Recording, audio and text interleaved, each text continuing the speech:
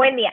Vamos a hablar sobre nuestro proyecto de grado que se titula Posible implementación de polímeros biodegradables en la elaboración de empaques y envases de productos farmacéuticos y cosméticos. El equipo de trabajo está conformado por mi compañera Andrea Caicedo, estudiante de Química Farmacéutica, nuestra tutora, la profesora Nora Valderrutén, y quien les habla, Alejandra Ortiz, estudiante de Química Farmacéutica. Bueno, para empezar, es importante tener en cuenta que la contaminación por polímeros sintéticos, o mejor conocidos como plásticos, es un tema de gran interés, tanto así que la Organización de las Naciones Unidas ha determinado esta situación como una catástrofe ambiental. Desde los años 50, la producción ha superado las 9.000 millones de toneladas de plástico y únicamente se ha reciclado un 9% de esta cifra. Además, Colombia no se queda atrás en la contaminación, pues se estima que por lo menos en Bogotá se genera alrededor de 3.528 toneladas de desechos plásticos, que esto corresponde pues a un 60% de los desechos totales. Por esta razón, se plantea este proyecto de grado para brindar información sobre cómo volver más sostenible el desarrollo de envases y empaques de productos farmacéuticos y cosméticos. Para el objetivo general del proyecto tenemos identificar polímeros biodegradables obtenidos a partir de fuentes renovables con aplicabilidad potencial en el desarrollo de envases y empaques de medicamentos y cosméticos mediante la comparación de sus propiedades físico-químicas. Bueno, y para alcanzar este objetivo general se plantearon tres objetivos específicos. Como primero, pues identificar las fuentes renovables de los polímeros biodegradables, seguido de la caracterización físico-química de estos polímeros y finalmente evaluar la aplicabilidad de los polímeros encontrados. Entonces, a continuación vemos los resultados. Como vemos, se encontraron 6 polímeros, entre los cuales está el acetato de celulosa que se puede obtener de las paredes celulares de las plantas, el almidón que se puede obtener de maíz, yuca, papa y trigo, el ácido poliláctico que se puede obtener también de la fermentación de los sustratos orgánicos. Tenemos también los polihidroxialcanoatos que se pueden obtener de aceites vegetales, cultivos alimenticios o del azúcar puro. Estos polihidroxialcanoatos se dividen en dos subgrupos, que son los polihidroxibutiratos y los polihidroxibutirato hidroxivalerato. Siguiendo tenemos el polisuccinato de butileno que se puede obtener de diferentes desechos, específicamente de las cáscaras de la naranja. Y por último tenemos el ácido poliglicólico que se obtiene de la caña de azúcar, la piña o la remolacha azucarera. Bueno, como vemos, en esta tabla se realizó una comparación de las propiedades de los polímeros de fuentes renovables y de los polímeros utilizados tradicionalmente. Entonces comenzamos con la parte de la temperatura. Vemos que se estudió la temperatura de transición vítrea y la temperatura de fusión. Entonces vamos a ver que el polímero con mayor temperatura de transición vítrea es el acetato de celulosa con un rango entre 180 y 190 grados centígrados, muy por encima de la temperatura de transición vítrea del PET.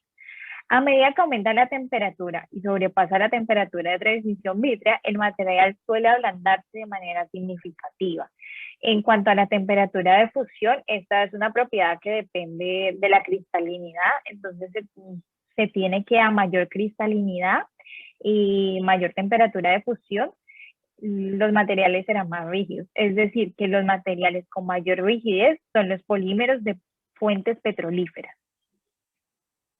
Siguiendo con las propiedades físicas, tenemos la densidad, que como se puede observar en los valores de la tabla, todos los polímeros, tanto los de fuentes renovables como los de fuentes petrolíferas, están en un rango muy similar, lo que podría indicar una posible aplicabilidad de los polímeros biodegradables en envases y empaques.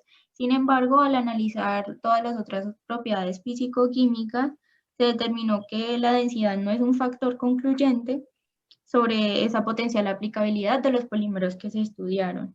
Siguiendo tenemos la absorción de agua. Como vemos en la tabla, el almidón, el acetato de celulosa y el PHA tienen valores reportados de absorción de agua, lo cual indica una sensibilidad al agua que limita los usos que se puedan tener de estos polímeros para el envase y empaque.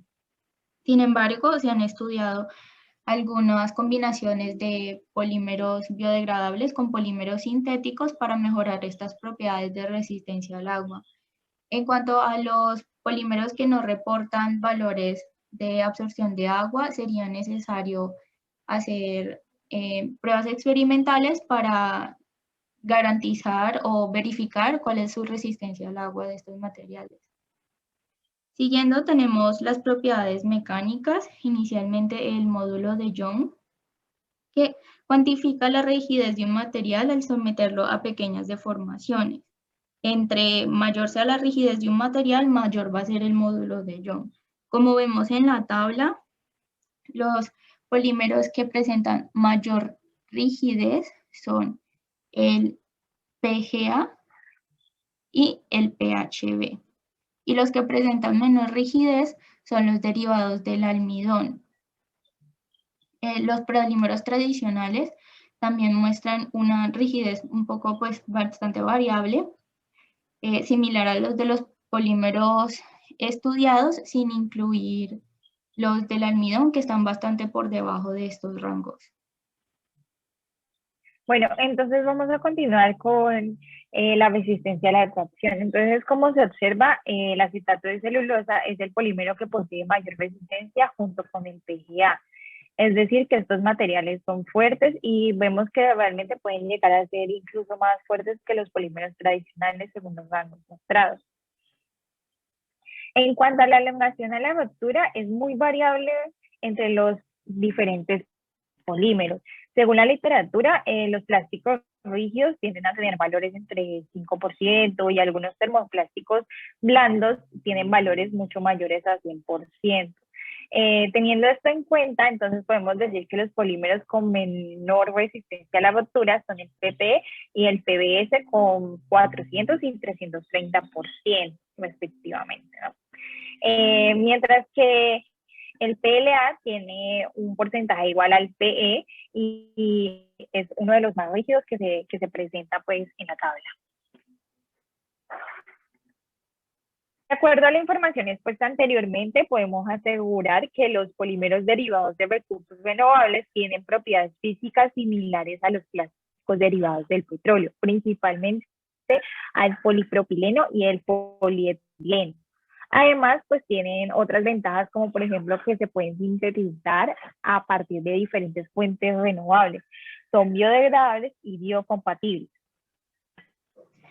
Como vimos, se llegó a la conclusión que estos polímeros tienen posibles aplicabilidades y se han reportado algunos usos en empaques envases de algunos alimentos. Sin embargo, no ha sido enfocado al área de productos farmacéuticos o cosméticos. Por último, tenemos las conclusiones a las que se llegaron con el desarrollo del proyecto. Y la primera que tenemos es que los polímeros biodegradables obtenidos a partir de fuentes renovables tienen gran potencial de sustituir a los polímeros tradicionales a base de petróleo para un futuro más sostenible en el desarrollo de envases y empaques de medicamentos y cosméticos.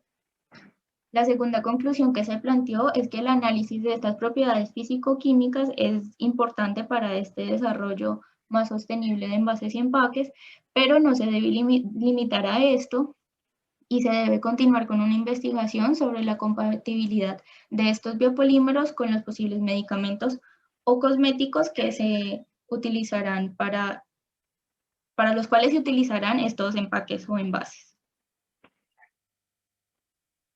Bueno, también pues se identificó que según las propiedades analizadas, los biopolímeros derivados de almidón presentan muy poca rigidez junto con alta elasticidad y flexibilidad. Es decir, que estos nos pueden ayudar para el desarrollo de empaques de plásticos similares a bolsas. Sin embargo, pues para el desarrollo de envases y empaques de medicamentos y cosméticos, pues no son oportunos de manera pura en sí. Entonces, pues como para brindar mayor potencial aplicabilidad en las combinaciones, se necesita pues realizar combinaciones con otros polímeros. También es necesario pues realizar un análisis experimental de las propiedades de los polímeros obtenidos de fuentes renovables para revisar y garantizar su posible aplicabilidad en el desarrollo de empaques y envases de productos farmacéuticos y cosméticos. Ya para finalizar, tenemos las referencias que se tomaron artículos y publicaciones de bases de datos a las que brinda acceso la Universidad de ICESI, como ACS Publications, Science Direct, PubMed, Oxford Academic Journals y Nature. Muchas gracias.